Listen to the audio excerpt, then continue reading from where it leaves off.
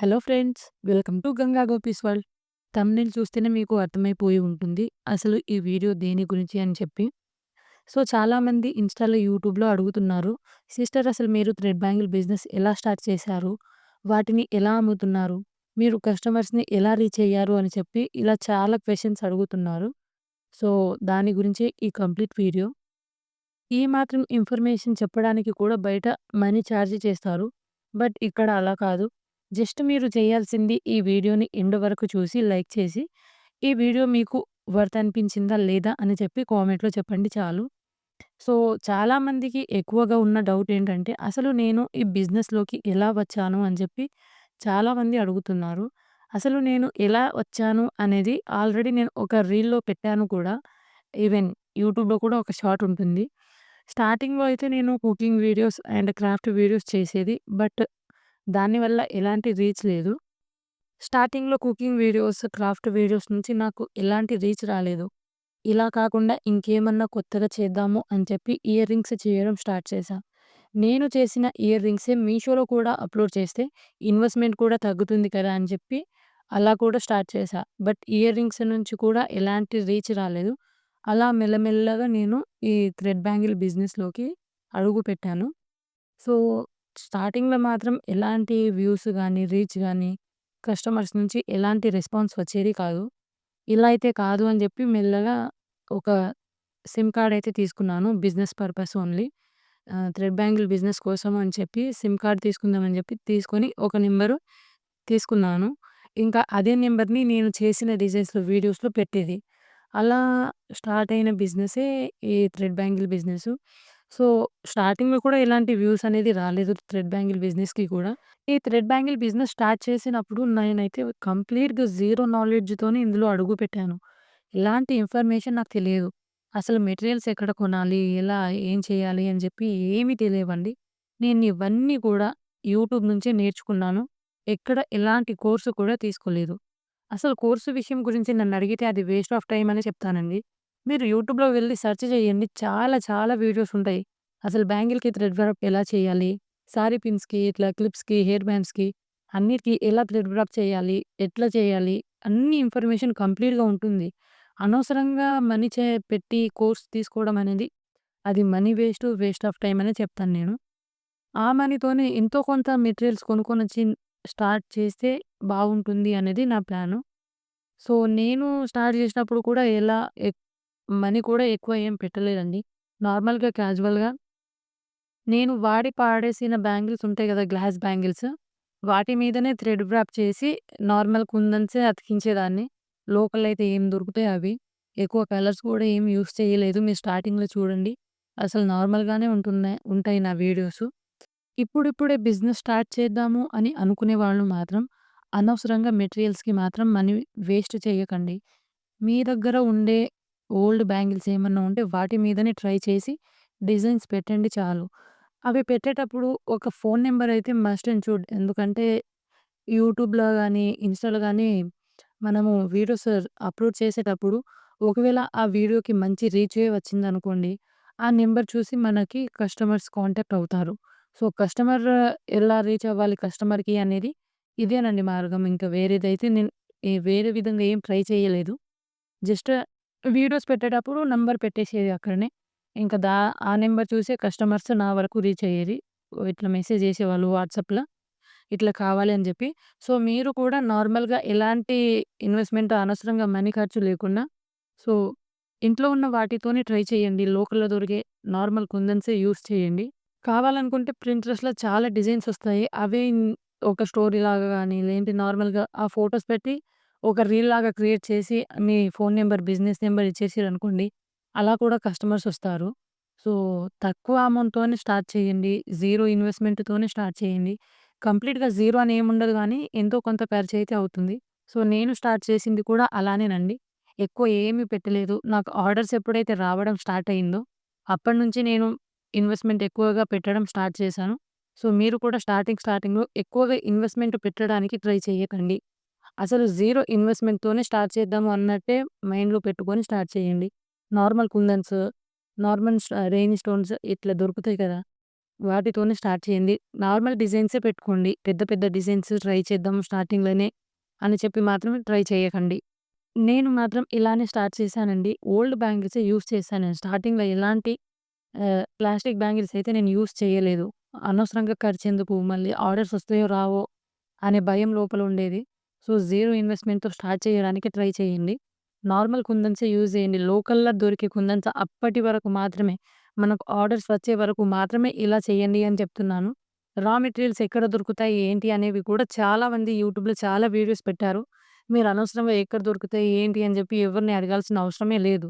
యూట్యూబ్‌లో కూడా వాళ్ళ ఇన్ఫర్మేషన్, వాళ్ళ అడ్రెస్, నంబర్ అన్నీ ప్రొవైడ్ చేస్తారు. రా మెటీరియల్స్ గురించి కూడా మీరు యూట్యూబ్‌లోనే సెర్చ్ చేస్తే మంచిది.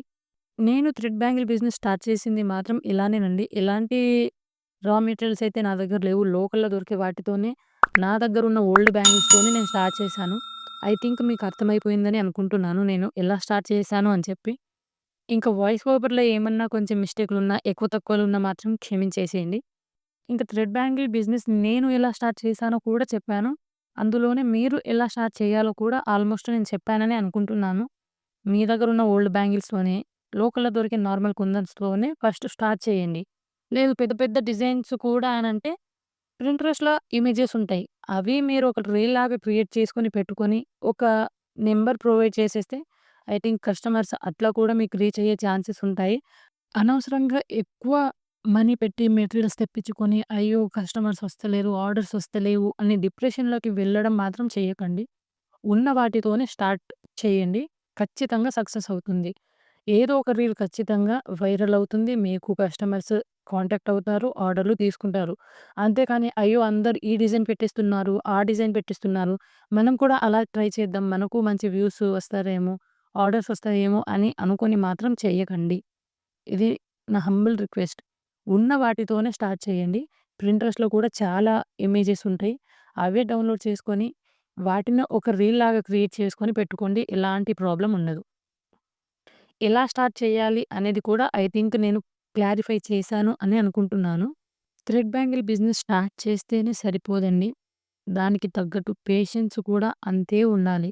ఒక్కొక్కసారి కస్టమర్ నుంచి బాగా ప్రెషర్ ఉంటుంది. మాకిప్పటిలోపే కావాలి. ఆర్డర్ ఇచ్చిన నెక్స్ట్ డేనే మాకు ఆర్డర్ డిస్పాచ్ చేసేయాలి అని అనే కస్టమర్స్ కూడా ఉంటారు. సో, మనం చెయ్యగలమా లేదా అనే కాన్ఫిడెన్స్ మీ మైండ్‌లోకి వచ్చిన తర్వాతనే స్టార్ట్ చేయండి. ఒక కస్టమర్ ఒక విధంగా ఉండరు కదండీ! ఒక్కొక్కరు ఒక్కొక్క విధంగా ఉంటారు. సో, మేము చెయ్యగలము, ఎలాంటి సిట్యుయేషన్‌నైనా మేము హ్యాండిల్ చేస్తాము అని అనుకునే వాళ్ళు మాత్రమే స్టార్ట్ చేయండి. బిజినెస్ అనేది it's not a joke. I think అర్థమైందని అనుకుంటున్నాను. పేషెన్స్ ఉన్నవాళ్ళు మాత్రమే ఈ థ్రెడ్ బ్యాంగిల్ బిజినెస్‌ని స్టార్ట్ చేయండి. బ్యాంగిల్ బిజినెస్ స్టార్ట్ చేస్తేనే సరిపోదు. మంచి ఔట్‌లైన్, మంచి డిజైన్స్ వేయడం కూడా రావాలి. ఇంకో బెనిఫిట్ ఏంటంటే ఎవరైనా మంచి డిజైన్స్ వేశారే అనుకోండి, వేరే వాళ్ళు మనల్ని కాంటాక్ట్ అవుతారు. ఇట్లా మాకు ఔట్‌లైన్ కావాలి, ఇట్లా కొన్ని డిజైన్స్ మాకు కావాలి, ఎంతకమ్ముతారు? పీడీఎఫ్‌లో ఏమన్నా చేసి అమ్ముతారా? అని ఇట్లా అడిగే వాళ్ళు కూడా ఉంటారు. సో, బ్యాంగిల్ బిజినెస్ నుంచి మంచి డిజైన్ వేసే వాళ్ళకి ఇలా బెనిఫిట్ కూడా ఉంటుంది. మాకు పీడీఎఫ్ ఏమన్నా అమ్మగలుగుతారా? అని చెప్పి అడిగేవాళ్ళు కూడా ఉంటారు. సో, మంచిగా డిజైన్ వేయడం కూడా నేర్చుకోండి. మరి ఎలాంటి డిజైన్స్ వేయాలి? ఎట్లా అసలు అని చెప్పి అడిగేవాళ్ళు కూడా ఉంటారు. సో, ఫర్ సపోజ్ మీకొక పికాక్ డిజైన్‌లో చేయాలి అని అనుకుంటున్నారే అనుకోండి. ప్రింట్రెస్ట్‌లోకెళ్ళి నాకిట్లా పికాక్‌లో సింపుల్ వేలో ఔట్‌లైన్ కావాలి అని చెప్పి కొడితే అది చాలా రిఫరెన్స్ పిక్ ప్రొవైడ్ చేస్తుంది. సో, అలా ట్రై చేయండి మీరు. పీకాక్, బటర్‌ఫ్లై, ఎలిఫెంట్ ఇలా ట్రెండింగ్‌లో చాలా డిజైన్స్ ఇప్పుడు నడుస్తున్నాయి. ఔట్‌లైన్ అడిగినా ఇచ్చేస్తుంది ప్రింట్రెస్ట్. సో, మంచిగా డిజైన్ వేయడం కూడా నేర్చుకోండి. సరే బ్యాంగిల్ బిజినెస్ స్టార్ట్ చేసేసాము. ఇప్పుడు వాటిని ఎలా అమ్మాలి? ఎలా ప్రైస్ ఫిక్స్ చేయాలి? అని చాలామంది అడుగుతున్నారు. ఒక కస్టమర్ అయితే ఎంత పెద్దగా కామెంట్ పెట్టారసలు. ఇన్‌స్టాలో డీఎం చేశారనమాట. వీలైతే నేనది స్క్రీన్‌షాట్ ఈ వీడియోలో పెట్టడానికి ట్రై చేస్తాను. అసలెలా అమ్మాలి సిస్టర్? ప్రైస్ ఎలా ఫిక్స్ చేయాలి? అసలు కస్టమర్స్ నుంచి మీరు మనీ ఎలా తీసుకుంటారు? బ్యాంగిల్స్ రెడీ అయ్యాక తీసుకుంటారా? లేదు అంటే బ్యాంగిల్స్ రెడీ కాకన్నా ముందే తీసుకుంటారా? ఒక బ్యాంగిల్‌లో ఎన్ని కుందన్స్ పడతాయి? ఎట్లా పడతాయి? అసలేంటి? ఇవన్నీ చెప్పండని చెప్పారు. సో, మీరు చేస్తూ ఉండే కొద్దీ ఏ బ్యాంగిల్‌లో ఎంత కుందన్స్ పడతాయి? ఎన్ని ప్యాచెస్ పడతాయి? అని అది మనము తెలిసిపోతుంది. చేసే కొద్దీ అలా తెలిసిపోతూ ఉంటుంది. స్టార్టింగ్‌లో ఉన్న వాళ్ళకి కొంచెం అర్థం కాకపోవచ్చు. సో, మీరు ఏం చేయండంటే ఒక యావరేజ్ ప్రైస్ పెట్టుకోండి. ఇంత కావచ్చు మేడం.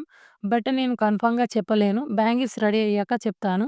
అలా మీకు ఓకే అయితే చెప్పండి. ఆర్డర్ కన్ఫర్మ్ చేస్తాము అని చెప్పి అడగండి.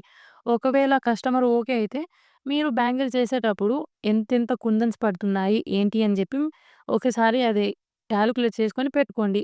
పెట్టుకున్న తర్వాత ఇంత అయింది మేడం అని చెప్పి పెట్టుకోండి. అలా చేస్తున్న కొద్దీ ఏ బ్యాంగిల్‌లో ఎంత కుందన్స్ పడుతుంది అనేది మనకు ఒక మెజర్‌మెంట్ తెలిసిపోతుంది. అందులో పెద్ద విషయమేమి లేదు. స్టార్టింగ్ ఉన్న వాళ్ళైతే ఇట్లా అడగండి కస్టమర్‌ని. ఇంత అవుతుండొచ్చు. నేను కన్ఫర్మ్‌గా చెప్పలేను. మీకు ఓకే అయితే చెప్పండి. చేసేటప్పుడు ఎంతెంత అమౌంట్ అవుతుందో నేను రాసుకొని చెప్తాను అంటే, ఓకే అనేటోళ్ళు చాలామంది ఉంటారు. సరే మేడం అట్లయితే అట్లా సరే అని జెప్పి. సో, అట్లా చేసుకోండి. ఎంత కుందన్స్ పడతాయి ఏంటి అని జెప్పి ఇలా తెలిసిపోతుంది. సరే వీటిని ఎలా అమ్మాలి? డిజైన్ చేసేసాము. సరే మరి ఎలా అమ్మాలి? ఎలా ప్రైస్ ఫిక్స్ చేయాలి? ప్రైస్ ఫిక్సింగ్ గురించి చెప్పాను కదా! లేదు అలా కాదు అనంటే ఫర్ సపోజ్ మీరు ఒక డిజైన్ వాళ్ళు మీకు రిఫరెన్స్ పిక్ పెట్టారు. సో, యావరేజ్‌గా బ్యాంగిల్స్‌కి ఎంతయితాయి? మీరు బ్యాంగిల్స్ ఎంత కొన్నారో మీకు తెలిసే ఉంటుంది గదా! ఆహ్, ఎవ్ ఇన్ని బ్యాంగిల్స్‌కి ఎంత అమౌంట్ చార్జ్ అవుతుంది? మళ్ళీ అందులో యూజ్ చేసే థ్రెడ్ ఎంత పడుతుంది? అందులో యూజ్ చేసే గమ్ ఎంత పడుతుంది? కుందన్స్ ఎంత పడుతున్నాయి? ఒకవేళ పెండెంట్స్ అయితే పెండెంట్స్ ఎంత పడుతున్నాయి? ఒక్కొక్క పెండెంట్ ఎంత పడ్డది? ఇట్లా అన్నీ మళ్ళీ ప్యాకింగ్ మెటీరియల్స్ కూడా యాడ్ చేసుకోవాలండి. ప్యాకింగ్ మెటీరియల్స్‌కి కూడా చార్జ్ అవుతుంది కదా! ప్యాకింగ్ మెటీరియల్స్, మళ్ళీ మీరు చేసిన దానికి మేకింగ్ చార్జ్ ఇవన్నీ యాడ్ చేసుకొని కస్టమర్‌కి ఫైనల్ ప్రైస్ చెప్పాలి. ఇంతేనండి. ప్రైస్ ఫిక్సింగ్ గురించి పెద్దగా ఏముండదు. మీరు ఎంతెంత యూజ్ చేశారు, ఎంత క్వాంటిటీలో యూజ్ చేశారో, వాటికి మీకు ఇంత ప్రైస్ పడ్డది అని జెప్పి అంత క్యాలిక్యులేట్ చేసుకొని యావరేజ్‌గా కస్టమర్‌కి ఫైనల్ ప్రైస్ చెప్పేస్తే సరిపోతుంది. ఇంతకు మించి ప్రైస్ విషయం గురించయితే ఏమీ లేదు. సరే మేడం ఇప్పుడు చాలామంది ఇన్‌స్టాలో, యూట్యూబ్‌లో అప్‌లోడ్ చేసినట్టు మేము చేయలేకపోతాము. మేము ఇంట్లోనే ఉండి జస్ట్ ఇక్కడ లోకల్‌లోనే అమ్ముకోవాలి అని అనుకుంటున్నాము అని అనుకునేవాళ్ళు ఏం చేయండంటే, ఏమన్నా ఇట్లా ఫ్యాన్సీ స్టోర్స్ ఉంటాయి కదండీ! బ్యాంగిల్స్‌వి అట్లా. వాళ్ళ దగ్గరెళ్లి మీరు అడగండి. ఇట్లా కొన్ని బ్యాంగిల్స్ చేస్తాము. మీ షాప్‌లో ఏమన్నా పెట్టుకుంటారా? పెట్టుకుంటే ఇట్లా మాకు చెప్పగలుగుతారా అమ్ముడుపోతే? మేము చేసిస్తాము అని చెప్పి. లేదంటే మీ చుట్టుపక్కల ఏమన్నా మంచి షాప్స్ ఉంటే వాళ్ళని అడగండి. ఇట్లా కొన్ని టైప్స్ ఆఫ్ థ్రెడ్ బ్యాంగిల్స్ చేసిస్తాము కొన్ని డిజైన్స్. పెట్టుకోండి మీ షాప్‌లో. అమ్ముడుపోతేనే సరే, లేదంటే మళ్ళీ నేనొచ్చి తీసుకుపోతాను అని చెప్పి ఇట్లా అమ్మండి. ఇట్లా కూడా మంచి సక్సెస్ అయ్యే ఛాన్స్ ఉంటుంది. నేను ఇలా కూడా ట్రై చేశాను. బట్ వాళ్ళైతే "ఏమొద్దు మేడం మాకు అవసరం లేదు. అమ్ముడు పోవు" అని చెప్పారు. నాకు కంప్లీట్‌గా అయితే ఆర్డర్స్ రావడం అయితే ఇన్‌స్టా నుంచే స్టార్ట్ అయ్యింది. సో, ఎంతకన్నా మంచిది ఒక ఇన్‌స్టా అకౌంట్ అయినా పెట్టుకోవడానికి ట్రై చేయండి. యూట్యూబ్ మాతోని కాదు అని అనుకునేవాళ్ళు కనీసం మార్కెట్ కోసమన్నా ఒక ఇన్‌స్టా పబ్లిక్ ఛానెల్ పెట్టుకోవడానికి ట్రై చేయండి. సో, ఇంతేనండి. ఎలా అమ్మాలి? ఎలా ప్రైస్ ఫిక్స్ చేయాలి? అనేది మాత్రం నాకు తెలిసింది చెప్తున్నాను. ఇంతకు మించయితే నాకేమీ తెలియదు. నేను ఇప్పటిదాకా ఏమైతే ఎక్స్‌పీరియన్స్ అయ్యానో అది మాత్రమే మీకు చెప్తున్నాను. సో, ఇన్‌స్టాలో వీడియోస్ పెట్టేటప్పుడే ఒక నంబర్ మనము బిజినెస్ కోసమని ఒక నంబర్ తీసుకుంటే మంచిది. సో, మనకి కస్టమర్స్ ఎక్కువ అలానే వస్తారు. ఒక బిజినెస్ కోసం ఒక నంబర్ తీసుకొని ఇన్‌స్టాలో అదే నంబర్‌ని వీడియో అప్‌లోడ్ చేసేటప్పుడు ఆ నంబర్‌ని అక్కడ ట్యాగ్ చేసేస్తే సో, మనకి ఎక్కువ మంది కస్టమర్స్ అక్కడి నుంచే వస్తారు. సో, మాక్సిమం ఇలా ట్రై చేయండి. లేదు అంటే మీకు ఎవరైనా షాప్‌లో తెలిసిన వాళ్ళకి ఇట్లా చెప్పండి. ఇట్లా ఉన్నాము, ఇట్లా చేస్తాము. కానీ కొంచెం వాళ్ళకి ఇన్ఫార్మ్ చేయండి అంటే సో, చేసేటోళ్ళు చేస్తారు. మాక్సిమం ఎవరు చెయ్యరు. ఇట్లా ఇన్ఫార్మ్ చెయ్యరు. ఇట్లా చెప్పండి అంటే ఎవరు చెప్పరు. సరే చెప్తామని చెప్పి నంబర్ అయితే తీసుకుంటారు గానీ ఎవరు చెప్పరు. సో, కస్టమర్స్ కోసమైతే పక్కాగా ఒక నంబర్ తీసుకొని ఇన్‌స్టాలో వీడియోస్ పెట్టేటప్పుడు ఆ నంబర్‌ని అక్కడ ట్యాగ్ చేస్తే సరిపోతుంది. ఈజీగా కస్టమర్స్ వచ్చేస్తారు. ఇంతకు మించి అయితే ఏం లేదండి. సరే సిస్టర్ ఇప్పుడు ఆర్డర్ కన్ఫర్మ్ అయిపోయింది. ప్రైస్ కూడా ఫిక్స్ అయిపోయింది. అసలెలా అమ్మాలి? డెలివరీ చార్జ్ ఎలా తీసుకోవాలి? ఏంటి? అని అడిగిన వాళ్ళు కూడా ఉన్నారు. సో, మీరు ఆర్డర్ కన్ఫర్మ్ చేసుకొని ఈ బ్యాంగిల్‌కి ఇంత పేమెంట్ పడుతుందని కూడా చెప్పేసిన తర్వాత వాళ్ళు ఓకే అనుకున్నారు. మీరు చేసేసారు. అయిపోయింది. ఇప్పుడు ఎలా అసలు డెలివరీ చార్జ్ ఎలా చెప్పాలి అని అనుకునే వాళ్ళు కూడా ఉన్నారు. మరి అమౌంట్ ఎట్లా వేయించుకోవాలి? బ్యాంగిల్స్ కాకన్నా ముందు వేయించుకోవాలా? బ్యాంగిల్స్ అయిన తర్వాత వేయించుకోవాలా? అని అడిగే వాళ్ళు కూడా ఉన్నారు. ఫస్ట్ చెప్పేదేంటంటే క్యాష్ ఆన్ డెలివరీ మాత్రం అస్సలంటే అస్సలు పెట్టకండి. చాలా కస్టమర్స్ మోసం చేసే అవకాశాలు చాలా ఉంటాయి. సో, మీకు ఆర్డర్ కన్ఫర్మ్ అయిన వెంటనే ఒకవేళ ఆర్డర్ కన్ఫర్మ్ అయితే కనీసం హాఫ్ అమౌంట్ అన్నా వేయించుకోండి. ఎందుకు హాఫ్ అమౌంట్ అంటే వాళ్ళకి మన మీద నమ్మకం రావడానికి మళ్ళీ మనకి ఆర్డర్ కన్ఫర్మ్ అయ్యింది అని తెలియడానికి మాత్రమే. మాక్సిమం హాఫ్ అమౌంట్ అయితే పక్కాగా వేయించుకోండి. కొందరు డైరెక్ట్‌గా మొత్తం వేసేసే వాళ్ళు కూడా ఉంటారు. అది నో ప్రాబ్లమ్. బట్ కొంచెం నమ్మకం లేని వాళ్ళకైతే కనీసం హాఫ్ అమౌంట్ అన్నా వేయించుకోండి. ఇంకా డెలివరీ చార్జ్ అనేది అప్పుడే చెప్పేయకండి. నేను అడిగే చెప్తాను మేడం. ఎందుకంటే డెలివరీ చార్జ్ అనేది వెయిట్‌ని బట్టి, డిస్టెన్స్‌ని బట్టి చేంజ్ అవుతూ ఉంటుంది. సో, డెలివరీ చార్జ్ అయితే నేను ప్రొడక్ట్ డిస్పాచ్ చేసేటప్పుడే చెప్తాను మేడం. అప్పుడు వేసేయండి అని చెప్తే సరిపోతుంది. ముందే డెలివరీ చార్జ్ కూడా చెప్పకండి. ఎందుకంటే ఎక్కువ తక్కువలైతాయి. ఒక్కొక్కసారి మనం లాస్ అయితాం. ఒక్కొక్కసారి కస్టమర్ దగ్గర నుంచి మనకు మాట పోతుంది. డెలివరీ చార్జ్ ఇంత తీసుకున్నారు. ఇందులో ఇంతే ఉంది కదా! అని అడిగేవాళ్ళు కూడా ఉంటారు. సో, డెలివరీ చార్జ్ మాత్రం మీరు ఆర్డర్ డిస్పాచ్ చేసేటప్పుడు వెయిట్‌ని చూసి ఎంత అవుతుంది అని వాళ్ళని అడిగే చెప్పండి. ముందే మాత్రం చెప్పేయకండి. మళ్ళీ క్యాష్ ఆన్ డెలివరీ మాత్రం అస్సలు పెట్టకండి. ఆర్డర్ కన్ఫర్మ్ అయ్యేటప్పుడే కనీసం సగం అమౌంట్ అన్నా మీరు అకౌంట్‌లో వేయించుకుంటే మంచిది. ఆర్డర్ కన్ఫర్మ్ అయినట్టు మనకు కన్ఫర్మేషన్ ఉంటుంది. ఇంకా వీళ్ళు ఎలాంటి ఫ్రాడ్ చెయ్యరు అని అవతల నుంచి కస్టమర్‌కి కూడా మన మీద ఒక నమ్మకం వస్తుంది. సో, నేనైతే మనీ ఎప్పుడు ఇలానే వేయించుకుంటాను. ఏ కస్టమర్ నుంచైనా నేను ఫస్ట్ హాఫ్ అమౌంట్ మాత్రమే వేయించుకుంటాను. మిగిలిన అమౌంట్ అయితే ఆర్డర్ రెడీ అయిపోయినాక వాళ్ళకి పిక్స్ పెడతానన్నమాట. మేడం మీ ఆర్డర్ ఇట్లా రెడీ అయిపోయింది. రిమైనింగ్ అమౌంట్ పేమెంట్ చేసి స్క్రీన్‌షాట్ పెట్టేయండి. నేను ఆర్డర్ డిస్పాచ్ చేస్తాను. ఆర్డర్ డిస్పాచ్ అయిన తర్వాత ఎంత డెలివరీ చార్జ్ ఎంత పడ్డదో అప్పుడు చెప్తాను మేడం అని చెప్పి, ఇలానే నేను ఆర్డర్స్ డిస్పాచ్ చేస్తానండి. ఇంతకు మించి ఏమీ లేదు. కనీసం ఆర్డర్ కన్ఫర్మ్ అయిన తర్వాత కనీసంలో కనీసం హాఫ్ అమౌంట్ వేయించుకోవడానికి ట్రై చేయండి. కొందరు మొత్తం కూడా వేసిస్తారు. మొత్తం అయితే ఏం అడగకండి స్టార్టింగ్‌లో. వాళ్ళకి మన మీద నమ్మకం రావాలి కాబట్టి కనీసం హాఫ్ అమౌంట్ వేయించుకొని మ ఆర్డర్ రెడీ అయిన తర్వాత ఇట్లా పిక్స్ పెట్టి మేడం మీ ఆర్డర్ రెడీ అయిపోయింది. రిమైనింగ్ అమౌంట్ పెట్టి స్క్రీన్‌షాట్ పెట్టమని చెప్తే ఇంక వాళ్ళు పెట్టేస్తారు. ఇంకా డెలివరీ చార్జ్ అనేది మాత్రం అప్పుడే చెప్పకండి. డెలివరీ ఎప్పుడైతే చేస్తారో అప్పుడే వెయిట్‌ని బట్టి వాళ్ళు చెప్తారు ఇంత చార్జ్ అయిందని. అదే అమౌంట్ వాళ్ళకి చెప్పేసేయండి. క్యాష్ ఆన్ డెలివరీ మాత్రం అస్సలు పెట్టకండి. ఇంతేనండి.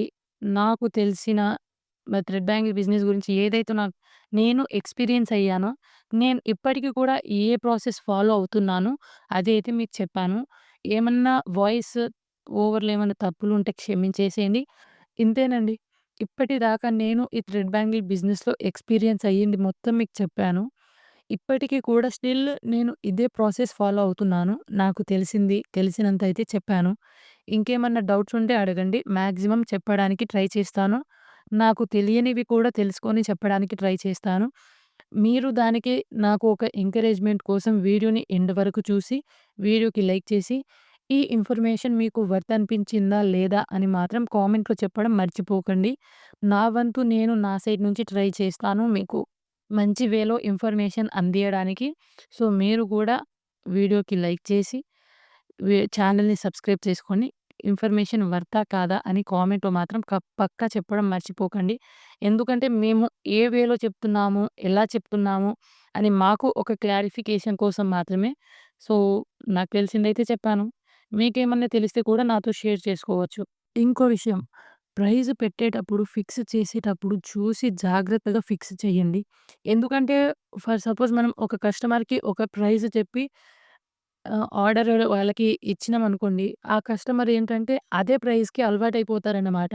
ఒకవేళ తర్వాత మీ షాప్ పెద్దగయ్యి వర్కర్స్ ఉండి, మీరు వర్కర్స్‌ని పెట్టుకొని చేయిస్తున్నప్పుడు మీరు ప్రైస్ అప్పుడు ఒకవేళ ఎక్కువ చెప్పిర్రే అనుకోండి. అదేంటి మేడం అప్పుడు ఆ ప్రైస్ చెప్పారు. ఇప్పుడు ఈ ప్రైస్ చెప్తున్నారు అని చెప్పి అడిగేవాళ్ళుంటారు. సో, ఇట్లా మనకు ఆర్డర్స్ తక్కువ డిక్రీజ్ అయిపోవడం జరుగుతుంది. సో, ఫ్యూచర్‌లో కొంచెం ఫ్యూచర్ గురించి కూడా ఆలోచించుకోండి. ప్రైస్ విషయం గురించి చెప్పండి. ఎందుకంటే, ఒకే విధంగా అయితే మన షాప్ ఉండదు కదండీ! కస్టమర్‌లు పెరిగే కొద్దీ మన షాపు పెరుగుతుంది. మనము ఒక్కలమే అన్నీ చేయలేకపోతాం అప్పుడు. వర్కర్స్‌ని పెట్టుకోవాల్సొస్తుంది. ఆ వర్కర్స్‌కి కూడా మనము ఎంతో కొంత జీతం ఇవ్వడం జరుగుతుంది కదా! సో, ఇవన్నీ మైండ్‌లో పెట్టుకొని ప్రైస్ చెప్పండి. ఐ థింక్ మీకు అర్థమైందని అనుకుంటున్నాను. ప్రైస్ విషయంలో మాత్రం కొంచెం వెనక ముందు ఆలోచించుకొని పెట్టండి. మళ్ళీ కాలం మారే కొద్దీ మెటీరియల్స్ కాస్ట్ కూడా మారుతూ ఉంటుంది. సో, అన్నీ ఆలోచించుకొని ప్రైస్ చెప్పండి. ఎందుకంటే కస్టమర్స్ ఫస్ట్ మనం చెప్పిన ప్రైస్‌గా అలవాటైపోతారు కాబట్టి ఆలోచించుకొని చెప్పండి. ఏమన్నా తప్పులుంటే మాత్రం మరీ అడుగుతున్నా క్షమించేసేయండి. Thank you.